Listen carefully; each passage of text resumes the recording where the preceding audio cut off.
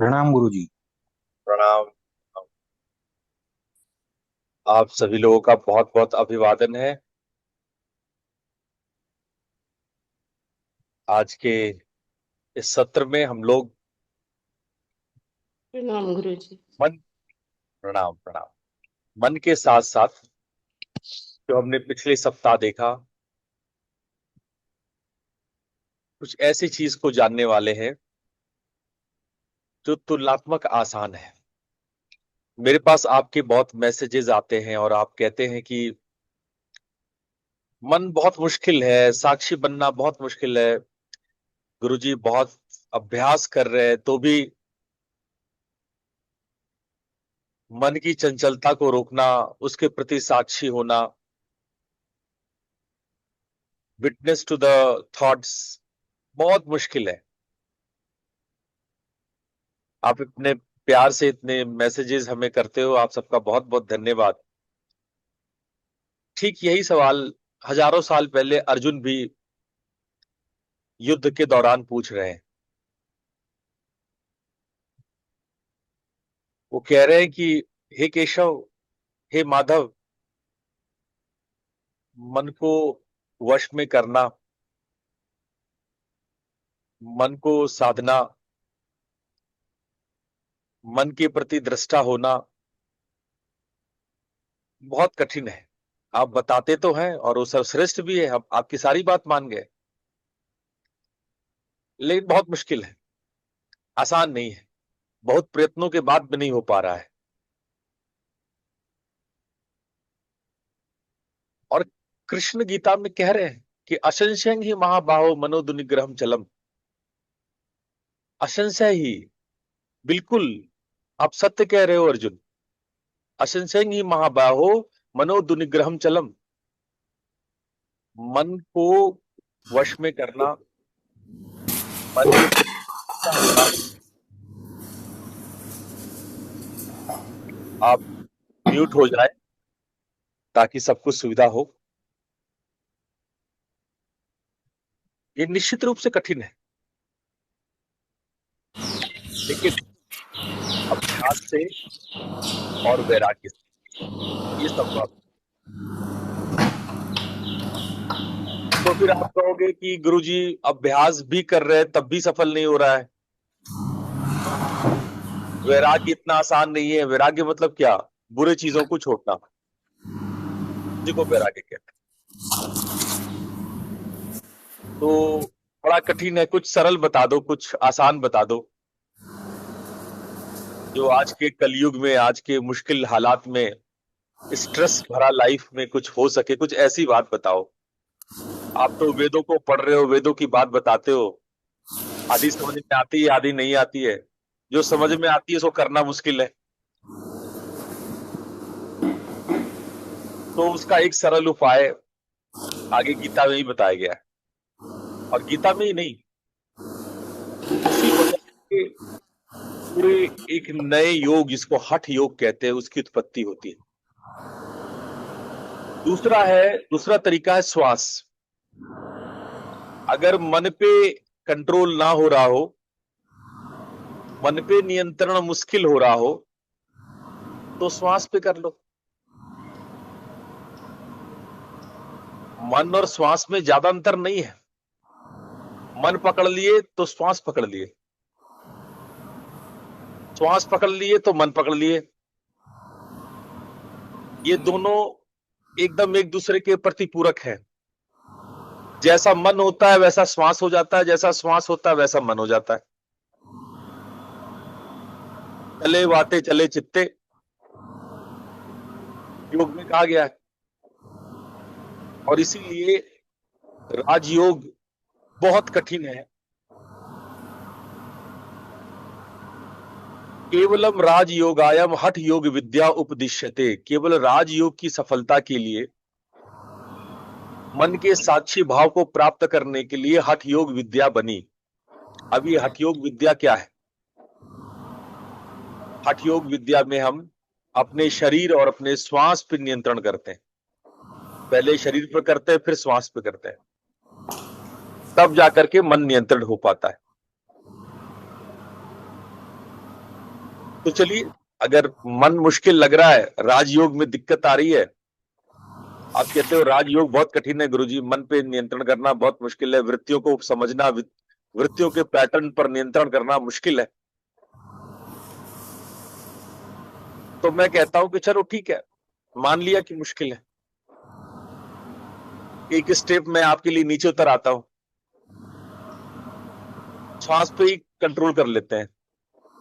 अब श्वास पे भी नहीं होगा तब शरीर पे आएंगे, तो पहले श्वास पे कर लेते हैं, एक अभ्यास श्वास पे कर लेते हैं कि क्या श्वास पे कंट्रोल किया जा सकता है, क्या शरीर पे कंट्रोल किया जा सकता है। और श्वास पे कंट्रोल करना बहुत मुश्किल नहीं है, आप इधर से नाक बंद कर लें तो इधर से सांस ले सकते हैं, इधर का नाक बंद कर ले तो इधर से ले सकते हैं, थोड़ी देर सांस रोक भी सकते हैं, बस थोड़ा सा तो श्वास रेचक, कुंभक और पूरक, ये विचारों की तरह थोड़ी है कि बहुत मुश्किल है एक विचार को पकड़ना, उसको रोकना।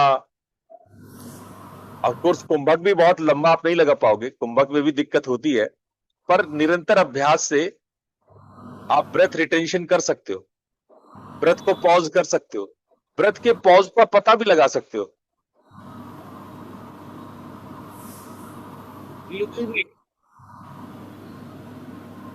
विचारों का पता नहीं लगता है, और अगर आप ब्रेथ को समझने लगते हैं तो प्राण को समझ जाते हैं। तो आइए आज वापस एक स्टेप नीचे होते हैं और हम ब्रेथ को समझते हैं, उसके भीतर छिपे हुए प्राण को समझते हैं। ब्रेथ और प्राण को यदि आप ठीक ठीक समझ गए तो राजयोग को, साक्ष्य भाव को समझ जाएंगे। तो आज का सत्र प्राण शुद्धि पर और भूत शुद्धि पर है। प्राण शुद्धि, जब अपने प्राणों को आप क्लीन करते हैं ब्रेथ के माध्यम से, श्वासों के द्वारा जब आप अपने प्राणों को शुद्ध करते हैं।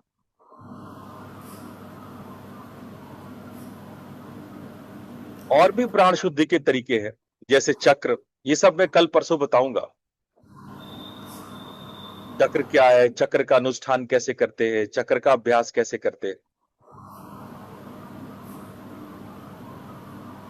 देखो, जब आप किसी दुकान में जाते हो कपड़ा खरीदने के लिए, तो सबसे पहले दुकानदार बेस्ट कपड़ा दिखाएगा कि साहब ये हमारे दुकान का बेस्ट कपड़ा है। तो मैंने सबसे पहले राजयोग दिखाया कि ये बेस्ट है, साक्षी बन जाओ, सॉल्व हो जाएगा मामला। आप कहोगे कि भाई साहब दाम बहुत ज्यादा है, कुछ सस्ता, कुछ थोड़ा सा वैसा दिखाओ जो अपन ले सके, बहुत महंगा कपड़ा दिखा रहे हो, ये तो बहुत महंगा एकदम बनारसी साड़ी है। तो आप कहोगे ठीक है, ये नहीं है तो ये वाला देख लो, ये साउथ सिल्क है, ये एकदम बनारसी साड़ी की तरह लगेगा। तो अभी हम आपको वैसा ही कर रहे हैं कि ठीक है कोई बात नहीं, राजयोग अगर बहुत डिफिकल्ट है तो थोड़ा हठ योग कर लेते हैं। तो हठ योग में क्या करना है, आज हम आपको प्राण शुद्धि और भूत शुद्धि के विषय में बताएंगे। तो पहले थोड़ा सा अभ्यास कर लेते हैं, पर ध्यान रहे आज का अभ्यास श्वास पे केंद्रित है। सभी लोग स्थिर होकर के बैठ जाइए,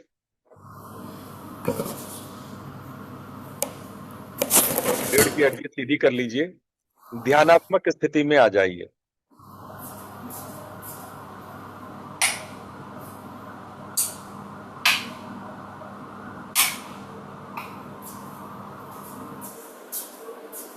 शरीर को बिल्कुल स्थिर और शांत करते जाइए। बंद आंखों से पूरे शरीर का अवलोकन कीजिए।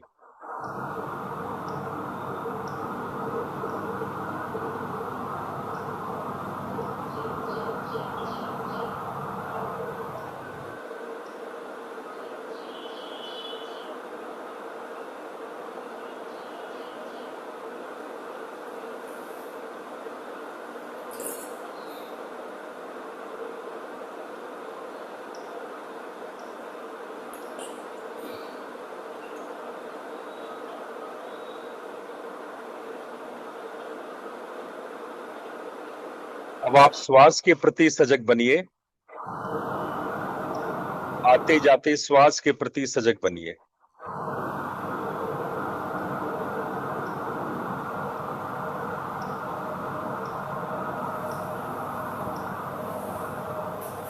आप देखिए, आप श्वास ले रहे हैं, श्वास छोड़ रहे हैं, सजग बनिए।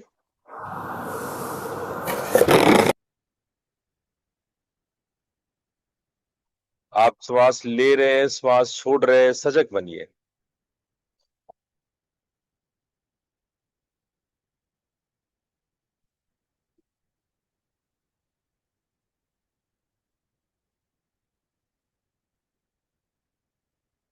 Be aware of your inhalation and exhalation.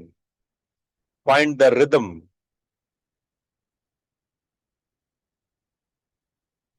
Find the speed.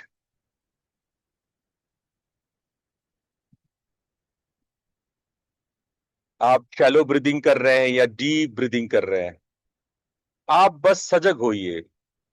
आपको कुछ चेंज करने की जरूरत नहीं है।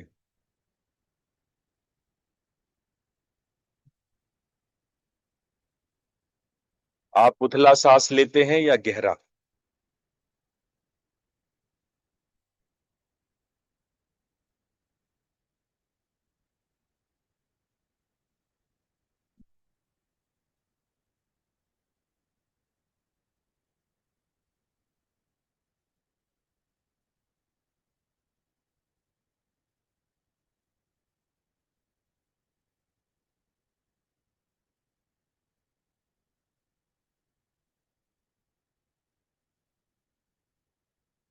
सजग बनिए। श्वास का स्पर्श।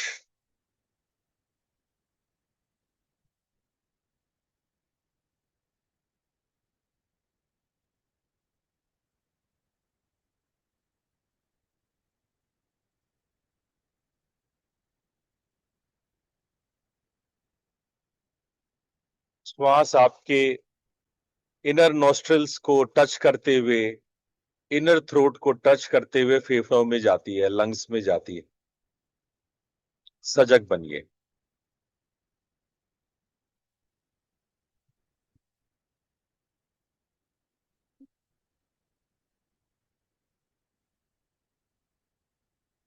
श्वास के तापमान के प्रति सजग बनिए।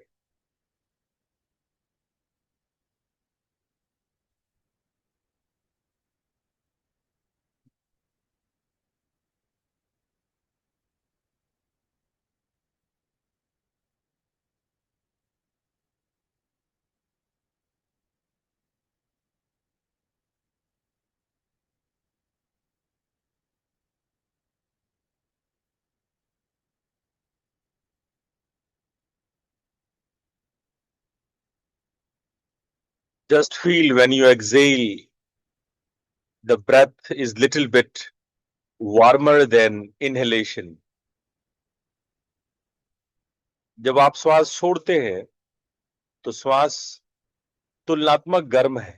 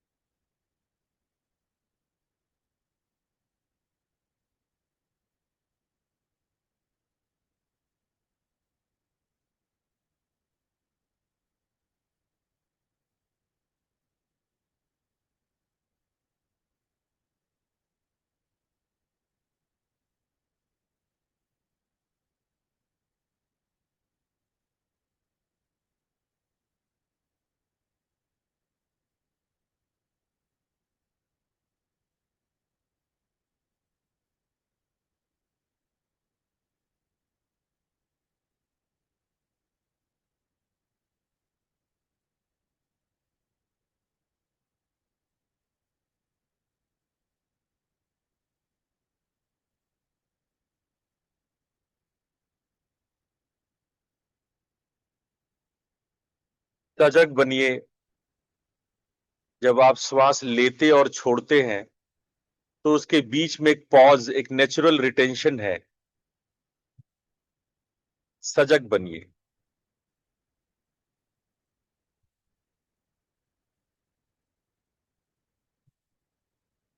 आप अपने ही श्वास के प्रति दृष्टा है। आप श्वास नहीं है, आप श्वास के दृष्टा है। सजग बनिए।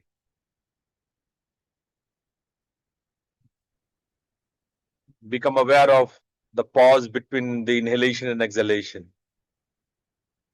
You are aware of, you are observing the gaps of your breath.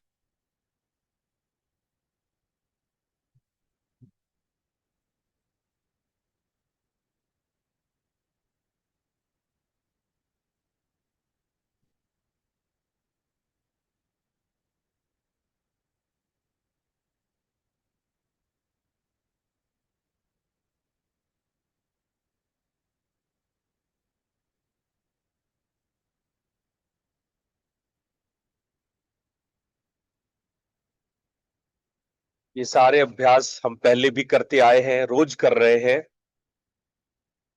हम ब्रेथ में गैप देखने का अभ्यास रोज कर रहे हैं। इसे रोज करना है। आज एक अभ्यास जोड़ते हैं जो पहले भी आपने कभी की है। एक्सलेशन को लंबा कीजिए। Make your acceleration longer, deeper and longer. Forget about inhalation. Inhalation को छोड़ दीजिए, आप वो अपने आप जैसा होता है होने दीजिए। एक्सलेशन को, श्वास छोड़ने की क्रिया को लंबा कीजिए। लंबा गहरा श्वास धीरे धीरे छोड़िए। उतना धीरे छोड़िए कि श्वास लेने की तड़प हो जाए, श्वास लेने की जोर से इच्छा हो जाए। उतना धीरे धीरे श्वास छोड़िए।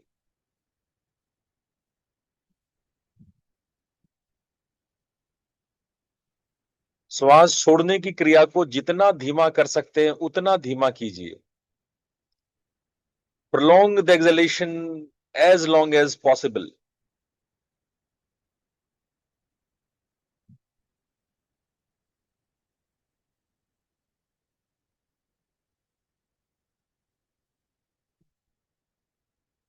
इसके साथ भावना कीजिए कि आपके अंदर के सारे रोग इस श्वास के साथ बाहर निकल रहे हैं।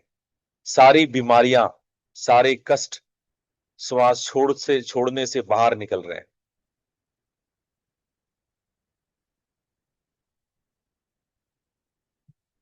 भावना कीजिए कि आपके भीतर के कल्मश, काशाय, वृत्तियां, नेगेटिविटी, नेगेटिव ऊर्जा सब बाहर आ रहे हैं।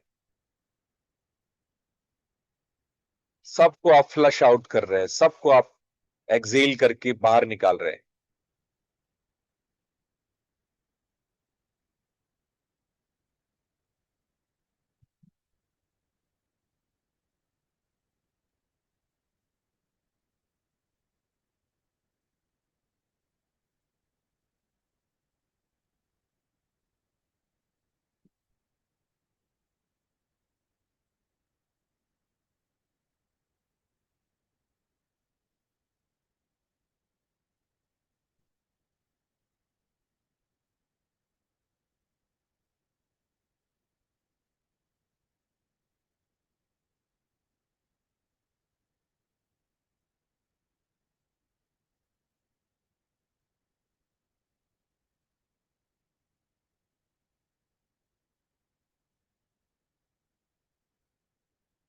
सारे स्ट्रेस, सारे कष्ट, सारे दुख आप श्वास छोड़कर बाहर कर रहे हैं, ऐसा भावना कीजिए।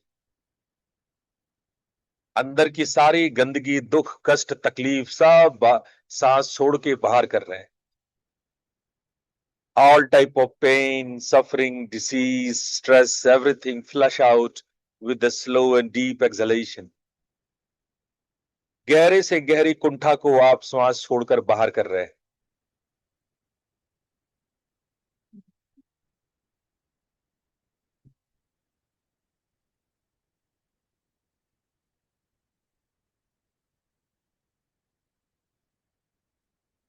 कोई कुंठा तकलीफ याद कीजिए और उसको कल्पना कीजिए सांस के थ्रू उसको आप बाहर फेंक रहे हैं। धीरे धीरे श्वास छोड़िए, मानो सारी गंदगी को धीरे धीरे करके बाहर फेंकते जा रहे हैं।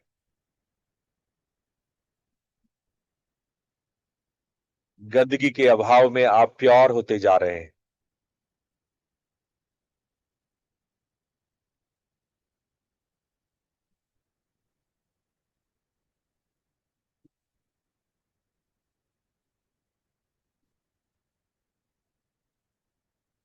इस अभ्यास का अगला पार्ट हम लोग करेंगे, जिसमें फोकस करेंगे इनहेलेशन पे। Now focus on your inhalation. Inhale and feel you are inhaling that light particles inside. अब श्वास लेने पर ध्यान दीजिए और प्रकाश के किरण को मानो जैसे सूर्य का प्रकाश धीरे धीरे आप में प्रवेश कर रहा है। A beam of light. और प्रकाश के कण धीरे धीरे पूरे शरीर में फैलते जा रहे हैं। The particles of light is spreading all over.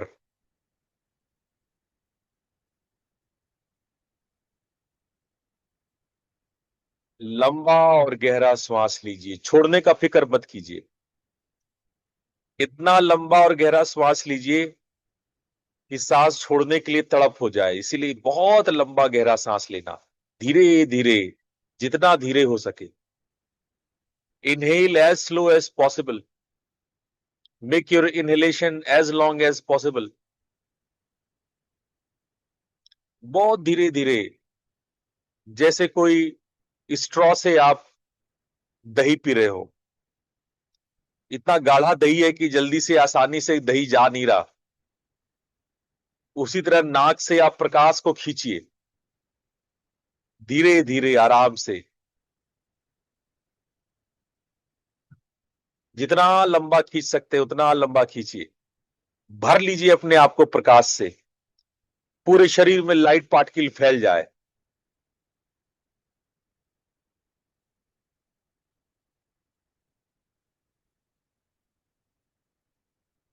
एकदम आपका पूरा शरीर रोशनी से जगमगा जाए, मानो कि आप स्वयं सूर्य बनते जा रहे हैं, सूर्य की तरह चमक रहे हैं।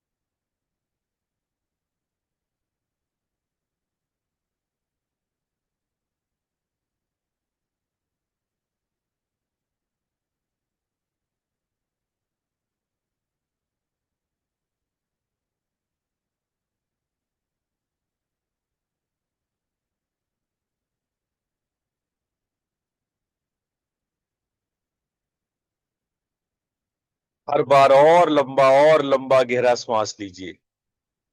सांस छोड़ने का फिक्र मत कीजिए, वो छूट जाएगा। आप श्वास लेने में फोकस कीजिए।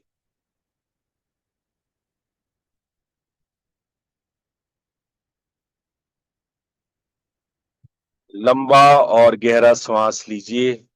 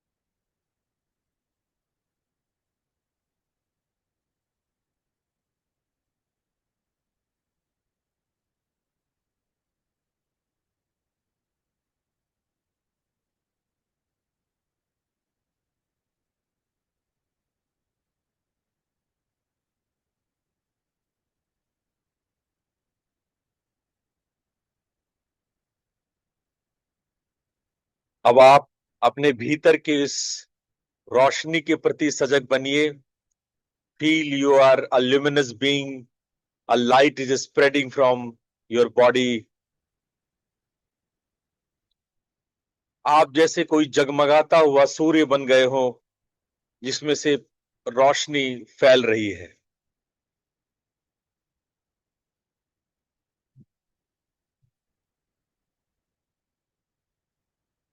ऐसे ही चमकीले रोशनमंद स्वयं को कल्पना करते हुए हम लोग 3 बार ओम मंत्र का उच्चारण करेंगे, बाद में शांति मंत्र करेंगे। लंबा और गहरा श्वास लीजिए। ओ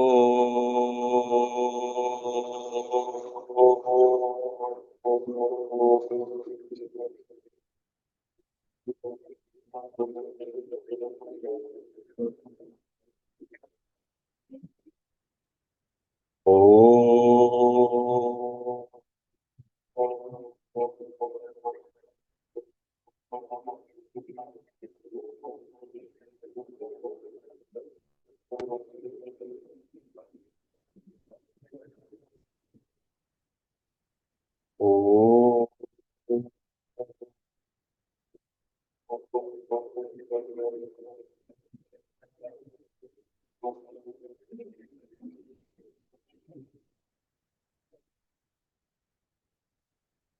ओम असतो मा सद्गमय तमसो मा ज्योतिर्गमय मृत्योर्मामृतं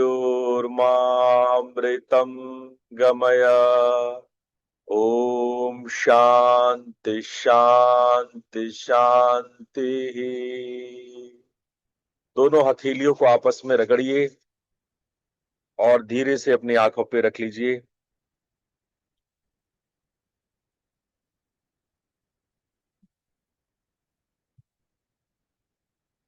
और धीरे धीरे अपनी आंखें खोल लीजिए। आपका पुनः स्वागत है आज के सत्र में। आज का सत्र है प्राण शुद्धि और भूत शुद्धि।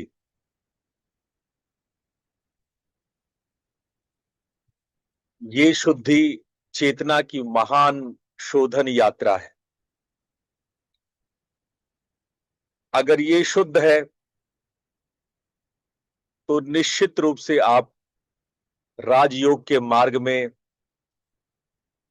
आगे बढ़ सकते हैं, उन्नत हो सकते हैं।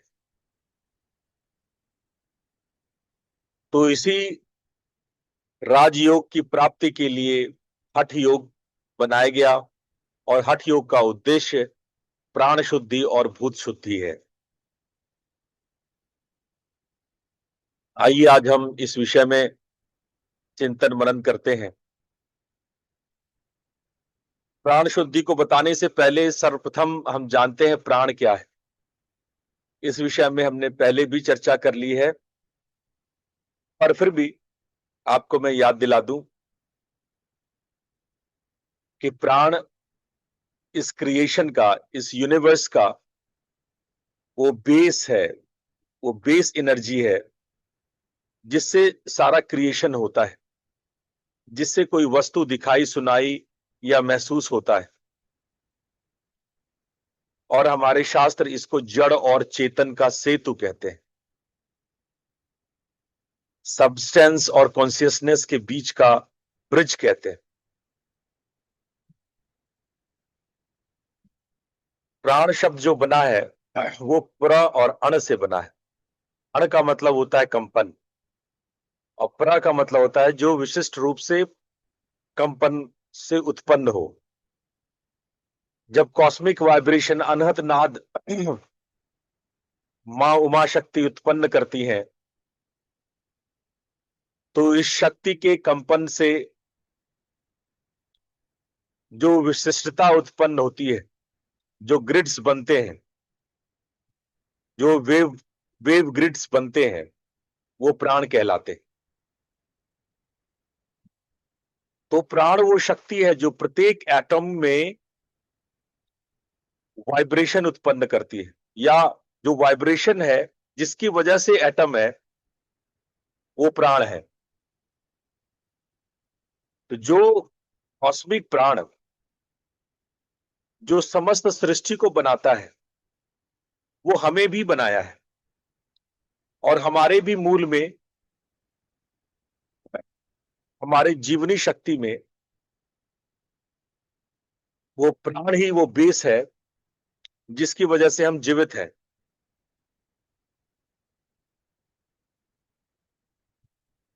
प्राण के 3 स्तर हैं। एक स्थूल स्तर है, एक सूक्ष्म स्तर है, और एक कारण स्तर है। तो स्थूल प्राण किसको कहते हैं? जो हमारे श्वास की क्रिया में छुपा हुआ है, लेन देन है, ट्रांजैक्शन है। हम जब श्वास लेते छोड़ते हैं तो कॉस्मोस से प्राण अपने भीतर लेते हैं और भीतर के प्राण बाहर छोड़ते हैं। उस दौरान आपका ब्रेथ ऑक्सीजन ग्रहण करता है। ये ऑक्सीजन आपके सेल्स में जाकर के एटीपी रिएक्शन करते हैं, जिससे आप जैविक ऊर्जा प्राप्त करते हैं, लाइफ फोर्स आपको प्राप्त होता है। वही सटल प्राण, सटल लेवल पे जो प्राण है, वो नाड़ियों के अंदर ऊर्जा का प्रवाह करता है, जो एनर्जी है उसका मूवमेंट्स करता है, उसका फ्लो बनाता है, जिसको बायो इलेक्ट्रिकल फील्ड कहते हैं। तो बायो इलेक्ट्रिकल फील्ड की वजह से हमारे शरीर में कोई चीज स्थानांतरण होता है, मूवमेंट होता है। और कारण स्तर पे, कॉजल लेवल पे, जो हमारा प्राण है वो हमारी चेतना का वाहक है।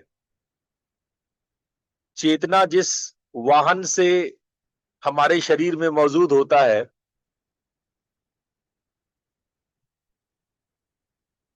वही वाहन प्राण कहलाता है। ये आत्मा और शरीर के संबंध का सूत्र है, जो आत्मा को शरीर से जोड़ता है। विज्ञान ने कई तरीके से इस प्राण को जानने की कोशिश करी है, जैसे बायोफोटोन्स। आपके प्राण आपके भीतर में प्रकाश उत्सर्जित करता है, जिसको हमारा विज्ञान बायोफोटोन्स कहते हैं। ध्यान में जो आप प्रकाश का अनुभव करते हैं, इसको वैज्ञानिक बायोफोटोन्स ही कहते हैं। यही नहीं, बायो इलेक्ट्रिक फील्ड्स या न्यूरोट्रांसमीटर्स जब फील्ड तैयार करता है, इलेक्ट्रोमैग्नेटिक फील्ड, इसको भी विज्ञान ने प्राण के रूप में ही समझा है।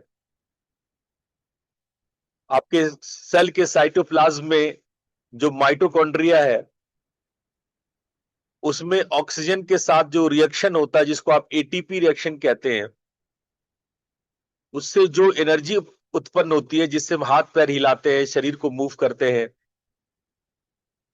हमारे चयापचय मेटाबॉलिज्म का फंक्शन होता है, इसको भी प्राण माना गया है साइंस में। जो वैगल टोन है, जो आपका एएनएस को बैलेंस करता है, इसको भी प्राण माना गया है। और जो एचआरवी है, जो आपका हृदय का जो ताल, हृदय का जो बीट्स है, उसको सुसंगित करता है, इसे भी प्राण कहते हैं। और तो और, विज्ञान की न्यूरोप्लास्टिसिटी, जो मस्तिष्क में परिवर्तन का केंद्र है, परिवर्तन का सर्जक है, इसको भी हम प्राण के रूप में समझ सकते हैं।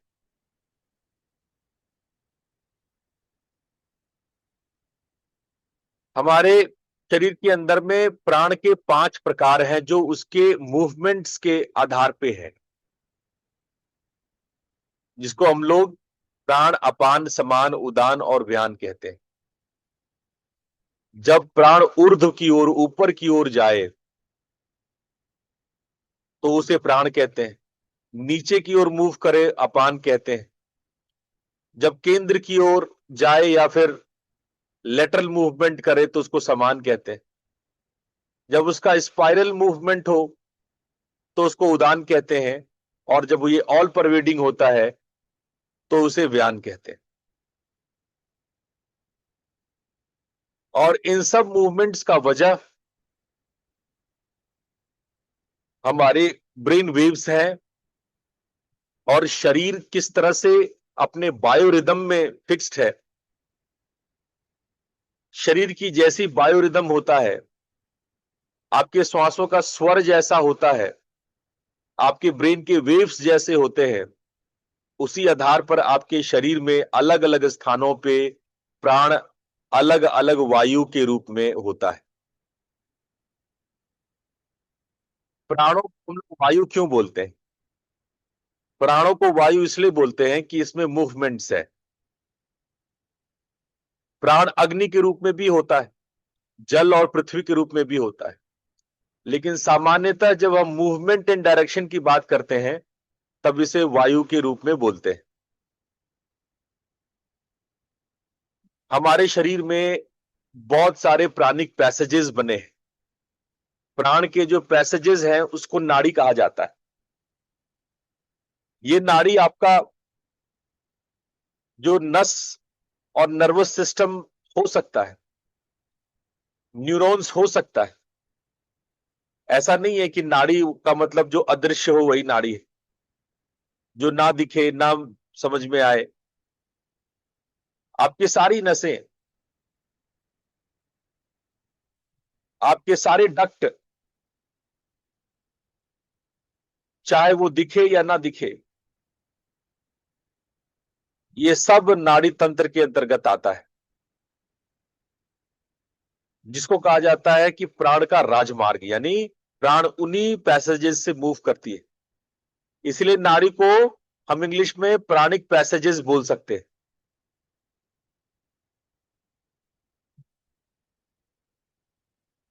हमारा आध्यात्मिक विज्ञान कहता है, योग कहता है कि हमारे अंदर 72,000 एक्टिव नाड़ियां हैं। 72,000। वैसे है तो 84 लाख, लेकिन एक्टिव 72,000। 84 लाख नाड़ियों में से 72,000 एक्टिव नाड़ियां हैं। उन 72,000 एक्टिव नाड़ियों में तीन सबसे प्रमुख है: ईड़ा, पिंगला और सुषुम्ना। ईड़ा को चंद्र नाड़ी कहते हैं, पिंगला को सूर्य नाड़ी कहते हैं और सुषुम्ना को ब्रह्म नाड़ी कहते हैं।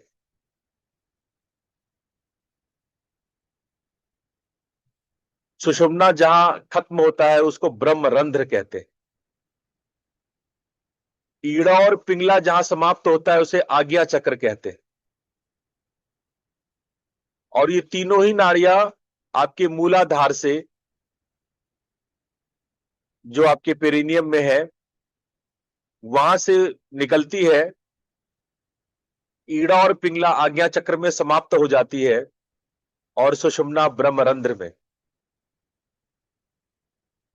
ये अद्भुत पैसेज है जो लगभग हमारे सभी ट्रेड्स और संस्कारों को, भौतिक हो या अलौकिक हो, इन सबको नियंत्रित करती है। जैसे आपकी चंद्र नाड़ी, जिसको ईड़ा नाड़ी कहते हैं, जो आप बाएं नासिका से श्वास लेते छोड़ते हैं तो ये एक्टिवेट होती है। ये शीतल है, स्त्री शक्ति है। और आपकी मेंटल एनर्जी, मेंटल फोर्स को, आपके भीतर के कला को, विज्ञान को, आपके भीतर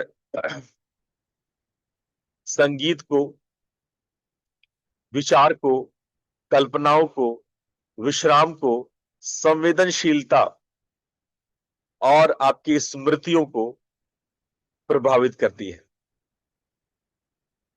इंग्लिश में या इसको न्यूरो साइंस में हम लोग बोलते हैं पैरा एसएनएस एक्टिवेशन। उसी प्रकार से पिंगला नाड़ी है, जिसको हम सूर्य नाड़ी कहते हैं। जब आपकी दाई नासिका ज्यादा डोमिनेंट हो, आपका दायां स्वर चल रहा हो, तो आप मानो कि आपके भीतर फिजिकल फोर्स यानी प्राण आपकी फिजिकल एक्टिविटीज में फंक्शन कर रही है, जो स्वभाव से गर्म होता है, उष्ण होता है और मेल एनर्जी को शो करता है। ये नाड़ी आपके कर्म, आपके मोटिवेशंस, आपके एक्शंस, आपके डायनामिक फंक्शंस, तर्क, लॉजिक, आक्रामकता, युद्ध, हिंसा, खरीदारी, चलना, सोना, खाना, ये किसी भी एक्शन को, मूवमेंट को शो करता है। और इस तरह के फंक्शन को, एनर्जी के इस फंक्शन को हम लोग न्यूरोसाइंस में एसएनएस एक्टिवेशन कहते हैं। ये आप देख रहे हैं कि आपके ही भीतर स्त्री शक्ति है और पुरुष शक्ति है। आपके भीतर ही अर्धनारीश्वर है। ये दोनों ही शक्तियां, ईड़ा और पिंगला, आपके अंदर काम करती है। इन दोनों महाशक्तियों के बीच में एक और शक्ति है जिसको हम लोग कहते हैं सुषुम्ना नाड़ी या ब्रह्म नाड़ी। ये आपके स्पाइनल कॉर्ड के भीतर है, जो कि चेंज नहीं होता, बना रहता है। यही आपकी दिव्यता है, यही आपकी डिविनिटी है और यही आपको अध्यात्म की ओर ले जाता है। ये योगियों का राजमार्ग है। इसी इसी पथ पे, इसी रास्ते पे, इसी पैसेज पे कुंडलिनी जागृत होती है। यही पैसेज आपको तुरीय अवस्था ले जाता है, राजमार्ग में ले जाता है। आप राजयोगी बन जाते हो। अगर हठ योग का उद्देश्य यही है कि राजमार्ग में ले जाना, राजयोग को ले जाना, तो उसे सुषुम्ना को जागृत करना है। इसलिए आप हठ योग के ग्रंथों में देखोगे कि सुषुम्ना जागरण पूरे अभ्यास का केंद्र है। अब आइए शब्द प्राण शुद्धि पे। प्राण शुद्धि का क्या अर्थ है? प्राण शुद्धि का अर्थ है जब हम अपने शरीर में प्राणों के मूवमेंट को संतुलित कर दें, बैलेंस्ड कर दें। आपके नाड़ियों के जो आपके जो प्राणिक पैसेजेस हैं, जो नाड़ियां हैं, उसके अवरोध को हटा दें, उसके रुकावट को हटा दें। When we remove the blockages of pranic channels, that is called प्राण शुद्धि। प्राण को शुद्ध आप क्या करोगे? प्राण को क्या शुद्ध करोगे? प्राण के पैसेज के जो ब्लॉकेजेस हैं उसको शुद्ध करोगे, नंबर वन। और दूसरा, नंबर टू है जो लेन देन है, ट्रांसैक्शन है, बाहर से अंदर और अंदर से बाहर, उस वो संतुलित हो। कॉस्मोस से जो आप लेते हो उतना ही आप कॉस्मोस को दो। जब ये लेन देन, जब एनर्जी ट्रांसैक्शन इक्वल होता है तो प्राण शुद्धि होती है, वरना आप कर्म बांध लेते हो। ऊर्जा के अगर लेन देन को आपने नहीं समझा, आपने किसी का लिया और चुकाया नहीं, आपने किसी से बहुत ज्ञान ले रहे हैं, गुरु से बहुत ज्ञान और आशीर्वाद ले रहे हैं, लेकिन गुरु की सेवा नहीं की, गुरु के प्रति श्रद्धा नहीं किया, गुरु के प्रति समर्पण नहीं किया, तो ये लेन देन अधूरा है, आप चोरी कर रहे हैं। तो ये ऊर्जा का लेन देन बराबर होना चाहिए, जो आपके प्राण को शुद्ध करता है। और तीसरा, प्राण शुद्ध होता है जब आप नेगेटिव एनर्जीज से, बाहर के नेगेटिव एनर्जी से बचते हैं, उस पर कवच बनाते हैं। हम इन बातों पर अगले संडे चर्चा करेंगे।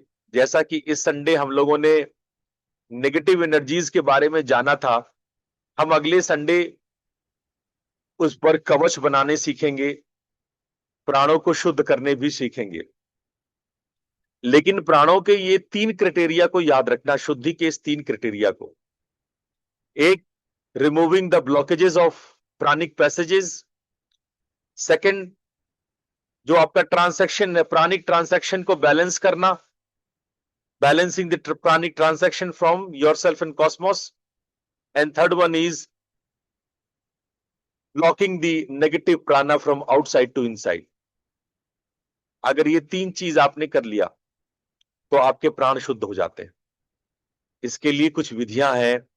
हठ योग ने नाड़ी शोधन, कपालभाति, भ्रामरी और उज्जाई, ये चार बेसिक प्रैक्टिसेस बताए प्राण को शुद्ध करने के लिए। अगर हम वैज्ञानिक दृष्टिकोण से देखें तो अगर हम अपने हार्ट रेट वेरिएबिलिटी में वृद्धि कर देते, एचआरवी को हम बढ़ा देते, तो ये तीनों लक्ष्य प्राप्त हो सकते हैं। अगर आपके ब्रेन से अल्फा वेव्स निकल रहे हैं, अल्फा थीटा तरंगे निकल रही है, जो आपकी रचनात्मकता, ध्यान और प्रवाह की अवस्था है, तो हम प्राण को शुद्ध करते हैं। जब आप नाइट्रिक ऑक्साइड उत्सर्जित करते हैं, यानी कि आप प्राणिक ब्लॉकेजेस दूर करते हैं, जो प्राणिक पैसेज में ब्लॉकेजेस है वो नाइट्रिक ऑक्साइड से दूर होता है। ये जो मैंने बताया उसी का केमिकल एक्सप्लेनेशन है, बात वही है। बात जो मैंने आपको बताई, वो तीन मेथड्स बताए, बात वही है, उसी का एक केमिकल एक्सप्लेनेशन है।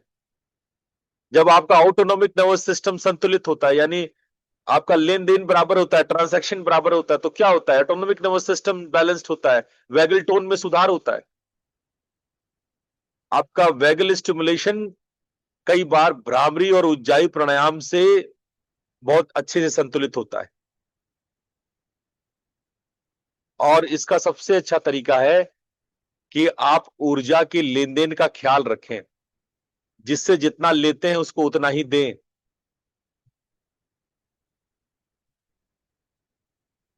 कार्बन डाइऑक्साइड सेंसिटिविटी, आपके प्राणायाम से आपके CO2 में कार्बन डाइऑक्साइड के सहनशीलता में बढ़त होती है। रक्त में, ब्लड में आपके पीएच स्केल बैलेंस्ड होते हैं, मन स्थिर होता है। और सबसे इंपॉर्टेंट पार्ट जो हमारा बायोसाइंस कहता है, लिम्बिक रेगुलेशन की बात। अगर आप रोज प्राणायाम करते हैं तो आपके नियमित अभ्यास से अमिगडाला, जिसकी हम अक्सर बात करते हैं, उसकी प्रतिक्रिया कम होने लगती है। आपका भावनात्मक रेजिलियंस जो है वो परिपक्व होता जाता है। तो बहुत सारे शोध हैं, रिसर्चेज है, जिसमें बताया गया है कि कैसे टेलोमेयर में की लेंथ में वृद्धि होती है, कैसे आप प्राणायाम करते हैं तो कोर्टिसोल में 23% की कमी होती है, जो आपका ब्रेन फैक्टर है BDNF, उसमें वृद्धि होती है, आपकी न्यूरोप्लास्टिसिटी बढ़ती है, कैसे आप इम्यून रिस्पॉन्स को बढ़ा देते हैं, कैसे आपकी इन्फ्लेमेटरी मार्कर्स डाउन हो जाते हैं, आपकी प्रीफ्रंटल कॉर्टेक्स की थिकनेस ये बढ़ती है, और कैसे एमिगडाला एक्टिविटी कम होती है। ये सारी चीजें प्राणायाम से होता है।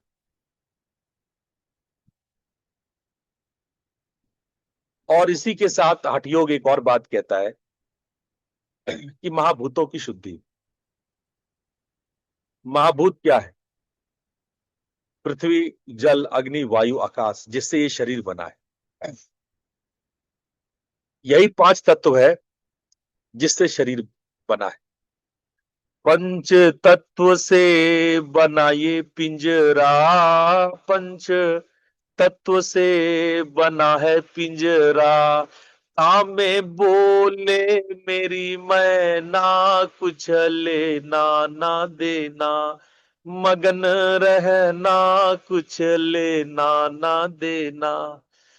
तो आपका जो शरीर है और शरीर के भीतर मैना यानी आपकी आत्मा, ये शरीर जो है वो पंच तत्व से बना है, ऐसा कबीर साहब कहते हैं। और जब इन पंच तत्वों की आप शुद्धि करते हैं, तो आप पंच तत्वों की शुद्धि कैसे करेंगे? पृथ्वी तत्व की शुद्धि कैसे करेंगे? जल तत्व की शुद्धि कैसे करेंगे? अग्नि तत्व की शुद्धि कैसे करेंगे? बहुत सारे नेचुरोपैथिक मेथड्स हैं, आसन प्राणायाम है। आसनों की विशेष रूप से हम बात करेंगे यहां पे। बहुत सारे नेचुरोपैथिक तरीके हो सकते हैं और बहुत सारे क्लासिकल पोस्चर्स हो सकते हैं। और सबसे महत्वपूर्ण, जब आप चक्रों को, हमारे भीतर मूलाधार जो पृथ्वी तत्व है, स्वादिष्ठान जो जल तत्व है, मणिपुर चक्र जो अग्नि तत्व है, अनाहत चक्र जो आपका वायु तत्व है, और विशुद्धि चक्र जो आपका आकाश तत्व है। जब इन चक्रों की शोधन करते हैं बीज मंत्रों के साथ, तो क्या होता है? आपके पंच महाभूतों की शुद्धि होती है। जब पंच महाभूतों की शुद्धि होती है, तो आपके तन्मात्राओं की भी शुद्धि होती है, जो आपके रूप रस गंध शब्द स्पर्श के रूप में। भूत शुद्धि का बेस क्या है? भूत शुद्धि, भूत पंचभूत को कह रहे हैं। भूत का कोई और अर्थ मत निकाल लेना, कल की क्लास में मत चले जाना। यहां भूत का अर्थ है पंचभूत, पृथ्वी जल अग्नि वायु आकाश। ठीक है? तो सांख्य शास्त्र कहता है, हमारा सांख्य दर्शन कहता है कि प्रकृति जब इवॉल्व करती है, मैनिफेस्ट होती है, तो जहां पे आके रुकती है वो है पंच महाभूत। पंच महाभूत तक सृष्टि होती है, महत अहंकार तन्मात्रा होते हुए महाभूतों तक। और इसी पंच महाभूत से हमारा शरीर बना है। और जब हम पंच महाभूतों की शुद्धि की बात करते हैं, भूत शुद्धि की बात करते हैं, तो हम इन पंच तत्वों का शरीर में संतुलन की बात कर रहे हैं। अगर ये तत्व संतुलित हो जाए, तो हमारा प्राण संतुलित हो जाता है। ऊर्जा शरीर का, प्राणिक बॉडी का परिशोधन होने लगता है, और हमारे भीतर कॉन्शियसनेस का एक्सपेंशन होता है। कई बार आपकी कॉन्शियसनेस पृथ्वी तत्व में सीमित हो जाती है, डोमिनेंट हो जाता है, विकृत हो जाता है पृथ्वी तत्व, कभी जल तत्व, कभी वायु तत्व। जब इसकी डोमिनेंसी हटा करके आप संतुलन को लाते हैं, तो प्राण विस्तृत होता है आपके सभी फॉर्म में, सभी मैनिफेस्टेशन में। तो चाहे आप प्राण शुद्धि करो या भूत शुद्धि करो, चाहे आप चक्रों के माध्यम से करो, चाहे आप नाड़ियों को शुद्ध, नाड़ी शोधन प्राणायाम करके करो, आपकी चेतना का विस्तार होता है, प्राणिक पैसेजेस का, नाड़ियों का ब्लॉकेजेस दूर होता है। ये दो माध्यम हठयोग ने बताया, प्राण शुद्धि और भूत शुद्धि। पूरे तंत्र में इसका बहुत बड़ा प्रभाव है।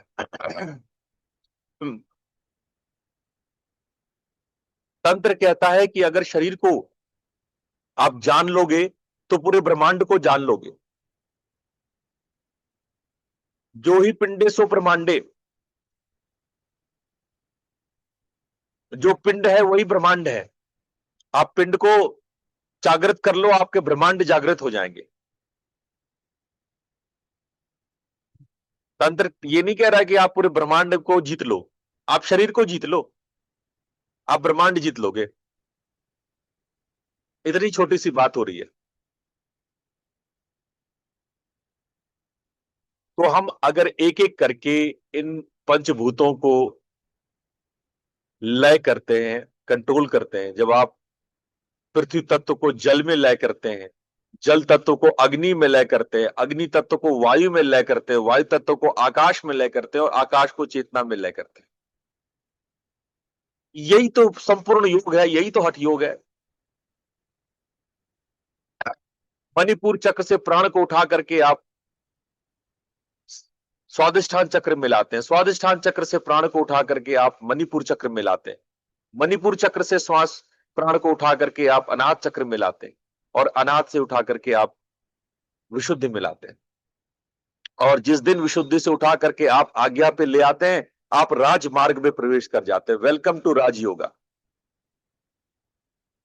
जैसे ही आज्ञा चक्र पर आप पहुंचते हैं, ईड़ा पिंगला समाप्त हो जाता है और वहां से शुरू होता है राजयोग। इसके नीचे हठ योग, इसके नीचे राज इसके ऊपर राजयोग। पता हठ शब्द कैसे बना है? हठ शब्द, बहुत लोग कहते हैं जो हठ करके किया जाए, जबरदस्ती करके किया जाए। अरे नहीं नहीं नहीं नहीं, गलत पकड़ लिया आप। हठ हठ का मतलब जबरदस्ती नहीं। हठ योग का मतलब है हंग और क्षंग, ये दो शब्द से बना हठ, ह अठ, हंग अक्षंग। हंग और क्षंग जो है आज्ञा चक्र के दो पेटल्स हैं, पेटल मंत्रा है। हर एक पेटल, जितने भी आपके शरीर के चक्र हैं, इनके जो कमल दल है, इन दलों के बीज होते हैं। तो जो आपके आज्ञा चक्र का कमल दल है, इनका जो दल मंत्र है, पेटल मंत्र है, वो हंग और क्षंग है। चूंकि हठ योग यहां जाके पूर्ण होता है, इसीलिए इसको हंग क्षंग या हठ योग कहते हैं। हंग क्षंग योग इति हठ योग। तो हंग क्षंग की प्राप्ति होती है, आज्ञा चक्र की प्राप्ति होती है हठ योग से, और यहीं से राजयोग शुरू होता है। और इसीलिए आप लोगों का दृष्टाभाव नहीं बन रहा था, आप लोग यहां पे आ ही नहीं रहे थे, आप नीचे फंस जा रहे थे।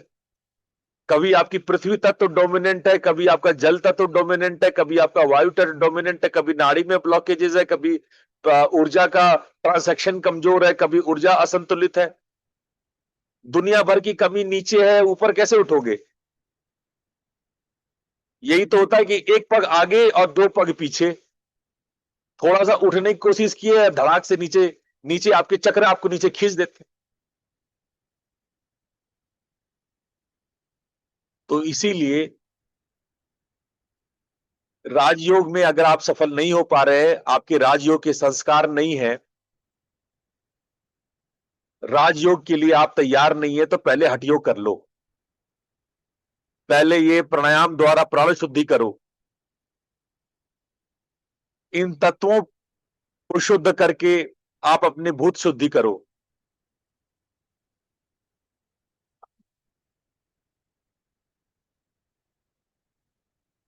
तो इन चक्रों को जब आप शुद्ध करते हैं, तो आपके ये तत्व अपने आप शुद्ध होने लगते हैं। चक्र शुद्धि ही तत्व शुद्धि है, और तत्व शुद्धि ही भूत शुद्धि है। तो चक्र शुद्धि बराबर तत्व शुद्धि, और तत्व शुद्धि बराबर भूत शुद्धि। मैं चक्रों के विषय में पीछे आऊंगा। मैंने बताया भी है कई बार कि मूलाधार के कमल दल में 4 दल होते हैं, स्वादिष्ठान के 6 दल होते हैं। इसके क्या मायने हैं, मीनिंग है, ये सब मैं आपको पहले भी बताया, आगे भी बताऊंगा। मैं बताता ही रहता हूं। बल्कि इसके लिए हम एक स्पेशल क्लास प्लान कर रहे हैं। आने वाले संडेज से हम चक्रों पर 2 घंटे का स्पेशल सत्र बनाएंगे, और कि जून महीने में उसके हर संडे में चक्रों पर स्पेशल सेशन होगा।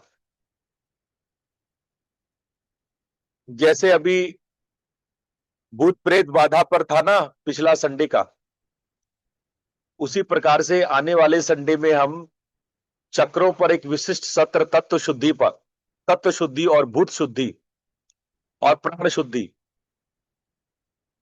पर हम स्पेशल सत्र चलाएंगे। और उस स्पेशल क्लास में आप जानेंगे कि इन चक्रों का क्या अर्थ है, इन चक्रों को कैसे शुद्ध करते हैं, इन तत्वों को कैसे शुद्ध करते हैं। इसके अलावा आंतरिक विधियां हैं, जैसे न्यास, बीज मंत्रों का जाप, अनुष्ठान, पुरस्चरण, उसके विजुअलाइजेशंस, चाहे यंत्र के रूप में हो या मूर्ति के रूप में हो। न्यास, बीज और भाव, ये तंत्र का बेस है। अगर तंत्र में आप गहरे उतरना चाहते हैं तो इस बात को समझिए, यही महाविधि है तंत्र की। तंत्र कहीं ना कहीं ये बताने की कोशिश कर रहा है कि आप ये शरीर को जीत लो, ब्रह्मांड जीत लोगे, स्वयं को जान लो, परमात्मा को जान लोगे।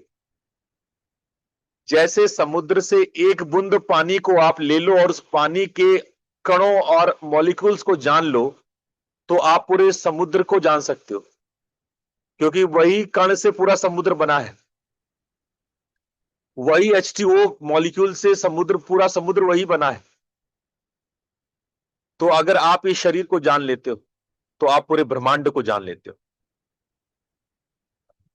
तो पूरी तांत्रिक व्यवस्था यही है कि कैसे हम शरीर से यंत्र, यंत्र से मंडल और मंडल से लोक लोकांतर और लोक लोकांतर से परम सत्य को जान सके।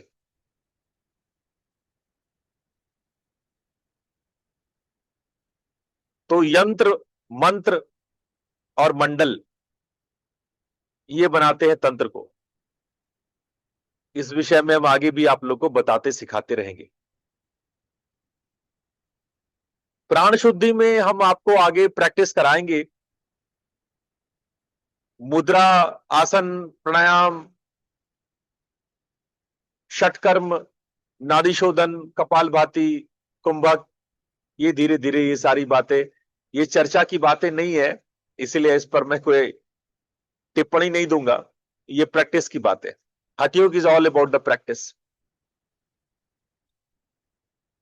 तो अगर आप साक्षी होकर के प्राप्त नहीं कर पा रहे, उतने संस्कार नहीं है, तो कोई बात नहीं, आप प्राण शुद्धि करें। इसके लिए आपको करने पड़ेंगे आसन, प्राणायाम, मुद्रा, बंद, दौती, नेति जैसे सत्कर्म, कुंभक के प्रैक्टिसेस, प्राण शोधन, ये सब प्रक्रियाएं करेंगे। या फिर भूत शुद्धि करते हैं यदि आप इन तत्वों को आप साधते हैं, चाहे यंत्र से, चाहे मंत्र से, मूर्ति विग्रह से और नाना प्रकार के तांत्रिक विधियों से, तो भूत शुद्धि करते हैं आप। अच्छा ठीक है गुरुजी, आप ये बताओ, सारी बात केवल क्या राजयोग की प्राप्ति के लिए ही है, केवल दृष्टा बनने के लिए, या हठयोग से हमें और भी कुछ फायदा मिल सकता है? बहुत सारे फायदे मिल सकते हैं। अगर आप हठयोग का अभ्यास करते हैं तो आपके अंदर इम्यूनिटी डेवलप होती है, रोग प्रतिरोधक क्षमता बढ़ती है, आपकी लंग्स कैपेसिटी बढ़ती है, आपके हार्ट के हेल्थ का सुधार होता है, आपका उम्र, दीर्घायु, उम्र बढ़ता है, आपके सेल्स रीजनरेट होते हैं, स्वस्थ होते हैं, ऑटो इम्यून संतुलन होता है आपका। मानसिक फल देख लो क्या होता है, आप बहुत क्लियरिटी, कंसंट्रेशन, आपकी मेमोरी डेवलप होती है, आपकी चिंता और अवसाद में, डिप्रेशन में कमी आती है, स्ट्रेस लेवल डाउन होता है, इमोशनल इंटेलिजेंस को बढ़ाते हैं, भावनात्मक परिपक्वता आती है, आपके अंदर क्रिएटिविटी बढ़ती है, स्मरण शक्ति बढ़ती है, मनोबल बढ़ता है, आत्मविश्वास बढ़ता है, कॉन्फिडेंस बढ़ता है। अब प्राणिक नजर से देख लो तो आपके प्राणिक पैसेजेस, जिसको हम नाड़ी कहते हैं, वो संतुलित होता है, वो उसके ऑब्स्टिकल्स खत्म होते हैं, चक्र की जागृति होती है, सक्रिय होता है, आपकी एनर्जी लेवल में वृद्धि होती है, सुषुम्ना में प्राण प्रवाह होने से आप आध्यात्मिक बनते जाते हैं और ओजस और तेजस की वृद्धि होती है। क्योंकि सुषुम्ना में प्राण के प्रवाह बढ़ रहे हैं, इसीलिए आपकी आध्यात्मिक गहराई बढ़ जाती है, आपका ध्यान गहरा होने लगता है, आपको प्राण विद्या का अनुभव होने लगता है, ब्रह्मांड से जुड़ने लगते हैं, कॉस्मिक नाद सुनने लगते हैं। आपके अंदर जो सबसे महत्वपूर्ण बात है, दृष्टा भाव, ये स्थापित हो जाता है और जिससे आपको समाधि प्राप्त होती है। इन भूत शुद्धि करने से आपके भीतर पंचकोश का भी परिशोधन होता है। चेतना को 5 कोशों में विभाजित किया जाता है, अन्नमय, प्राणमय, मनोमय, विज्ञानमय और आनंदमय। जब आप भूत शुद्धि करते हैं तो आपके भीतर इन कोशों की भी, आपके चेतना इन कोशों को भी प्राप्त करते हैं या इससे विकसित होते हैं। तो मैं कुछ प्रैक्टिसेस आप लोग को बताऊंगा आगे, लेकिन हाँ, यदि सुबह सुबह आप शुद्धि क्रिया कर लें जब आप सो के उठते हैं, उसके बाद यदि आप नाड़ी शोधन कर लेते हैं, कपालभाति भस्त्रिका कर लेते हैं, भूत शुद्धि का ध्यान कर लेते हैं, और उसके बाद आप पहले श्वास के ऊपर साक्षी, प्राण के ऊपर साक्षी, और उसके बाद चेतना के साक्षी हो जाते हैं। ये प्रैक्टिस 1 से 1.5 घंटे में की जा सकती। और अगर आप ऐसा करते हैं तो एक महारूपांतरण आपके भीतर होगा, आपके भीतर एक महाबदलाव होगा। इस बदलाव को आप समझिए। जो प्राण आपके असंतुलित थे, जो रोगी और थकान के रूप में थे, जो जो आपकी प्राणिक पैसेजेस अवरुद्ध थी, ब्लॉक्ड थी, आपकी जो चित्त है वो तत्वों में उलझा हुआ था, आप वृत्तियों के दास बने हुए थे, ईर्ष्या, लोभ, क्रोध, मद, मत्सर्य से दबे हुए थे, अहंकार की जकड़ में थे, और आप इस भौतिक शरीर को ही अपना आप मान रहे थे, स्वयं को मान रहे थे, इसी में कैद थे, जबकि दृष्टा गायब था। प्रयास करने पर भी साक्षी भाव को नहीं कर पा रहे थे। आपका आयु ह्रास हो रहा था, जीवन शक्ति कमजोर हो रही थी। आप जब इन हठ योग का अभ्यास करते हैं तो आपके प्राण संतुलित होने लगते हैं, आप ऊर्जा और आरोग्य से भरने लगते हैं, रोग दूर होते हैं, नाड़ियां शुद्ध होती है, सुषुम्ना में प्राण का प्रवाह होने लगता है, जिससे चित्त प्रकाशित होती है और भीतर शांति का एहसास होता है। आपकी वृत्तियां शांत होती है, और सबसे बड़ी बात है कि साक्षी भाव विकसित होता है। वर्तमान में जीने लगते हैं आप वर्तमान की पूर्ण उपस्थित, आप प्रेजेंट मोमेंट में आप कंप्लीटली प्रेजेंट होते हैं। आपका अहंकार शिथिल होता है और उसके बदले आप स्वयं को चेतना जानने लगते हैं। आपका शरीर दैवीय हो जाता है, मन दैवीय हो जाता है, आपकी चेतना दैवीय हो जाती है। तो इतना महत्वपूर्ण है बुद्ध शुद्धि। तो मेरे अंतिम वाक्य को याद रखना, प्राण जब शुद्ध होता है मन स्वयं शांत हो जाता है। भूत जब शुद्ध होता है चेतना स्वयं प्रकाशित होती है। यही हठ योग है और यही तंत्र का परम रहस्य है।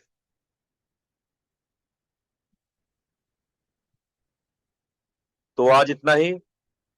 आप लोग समझ पाए होंगे कि यदि आपसे राजयोग नहीं हो रहा है तो चिंता करने की बात नहीं है। अपने पास बहुत मसाला है, अपने पास बहुत सारी व्यवस्था है। साक्षी नहीं हो रहा है, कोई बात नहीं, डरो मत, घबराओ मत। गुरुजी के पास बहुत सारे उपाय है, भागो मत। ये मत सोचो कि हमसे नहीं हो रहा है गुरुजी, अब बेकार है जिंदगी। अपने पास बहुत उपाय है, और ऐसे ऐसे उपाय है जो सब लोग कर सकते हैं। चाहे वो जितना भी रोगी हो, जितना भी कष्ट हो, जितना भी बुढ़ापा हो, जितना भी, मरने के एक क्षण पहले भी मैं योग करा सकता हूं आपको, आपको मुक्त करा सकता हूं, आपको मोक्ष दिला सकता हूं। इसलिए आप सही रास्ता पकड़े हो, सही गुरु पकड़े हो, चिंता मत करो। ठीक है, चलो आज इतना ही। आपका दिन शुभ हो, कल फिर सुबह मिलते हैं। आप सबको प्रणाम। प्रणाम गुरुजी, थैंक बहुत बहुत यू। धन्यवाद। में एक क्वेश्चन पूछा था उज्जयी ब्रेथ को लेकर, क्योंकि जब I went for this workshop वो बोलते हैं कि उसको गाइडेंस में करना चाहिए, उसका ब्रेथ का एक लॉजिकल काउंट होता है। तो क्या एक क्लास आप उज्जयी ब्रेथ पर दे सकते हैं, बिकॉज वो प्राणों की शुद्धि करता है। ओके, श्योर, उज्जैन पे हम लेंगे क्लास। अभी आप लोगों थैंक का उज्जैन। ठीक है, प्रणाम। प्रणाम। प्रणाम धन्यवाद। गुरुदेव। प्रणाम गुरु जी। प्रणाम गुरु जी। प्रणाम।